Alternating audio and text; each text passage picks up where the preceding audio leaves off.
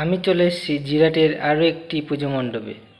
আদুই বারোয়ারি high school ময়দানে এবছরে তাদের মণ্ডপ কাতারের মুন টাওয়ার। জিরা স্টেশন থেকে নেমে 1 নম্বর প্ল্যাটফর্ম দিয়ে বেরিয়ে হাই স্কুল মাঠে। তোমরা অনেকেই জানো না জিরাট কোথায় আর কিভাবে আসবে। যারা কলকাতা থেকে আসবে, হাওড়া থেকে কাটোয়া লোকাল ধরে 2-2.5 ঘন্টা ট্রেনে হুগলি জেলায় বলাগড়ের আগে স্টেশনে জিরাটে নামবে। আবার কেউ অনেকে তোমরা ব্যান্ডেল থেকেও আসতে পারবে। ব্যান্ডেল থেকে কাটোয়া লোকাল ধরে কয়েকটা স্টেশন পরেই জিরাট। জিরাটেই কিন্তু অনেকগুলো ভালো ভালো পুজো হয়।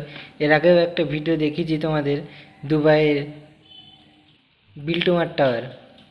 এ দেখো এখানে কিভাবে কাজ করছে, কত উপরে বাটামের কাজ করছে ওরা। অনেকটা রিস্ক নিয়ে কিন্তু উপরে এভাবে কাজ করছে। বাসের কাজ কমপ্লিট হয়ে গেছে, এখন কাঠামের কাজ চলছে। মাঠে কিন্তু জল জমে যায়, এই জন্য কিন্তু এখানে কাঠ পেতে দেওয়ার কাজও হচ্ছে। পুজোর খুব একটা বেশি দেরি নেই, 35 দিন মতো বাকি। তো খুব তাড়াতাড়ি কিন্তু কাজটা কমপ্লিট করার জন্য প্রচুর লোক কিন্তু এখানে কাজ করছে, সবসময় কাজ করছে এরা।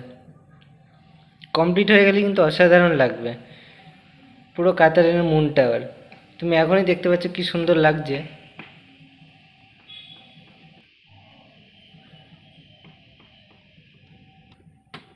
এই দেখো এখানে কাঠের নিচে কাঠ পাতার কাজ করছে, এখানে বাটাম তৈরি করে দিচ্ছে, এখান থেকে কমপ্লিট করে উপরে দিচ্ছে, উপরে তারা সেটিং করে নিচ্ছে।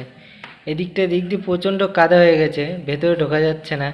কদিন আগে বৃষ্টি হয়েছে, মাঠে প্রচুর জল জমে যায়। কিন্তু অনেকটাই বড় জায়গাটা, মাঠে কিন্তু অনেক। এই সাইডে ঠাকুর রাখার ব্যবস্থা করা রয়েছে। এই দিক দিয়ে মেন গেট, ভেতরে কাদা বলে দেখাতে পাচ্ছি না। এখান থেকে তোমরা দেখো, এইখানটায় ঠাকুর রাখা হবে।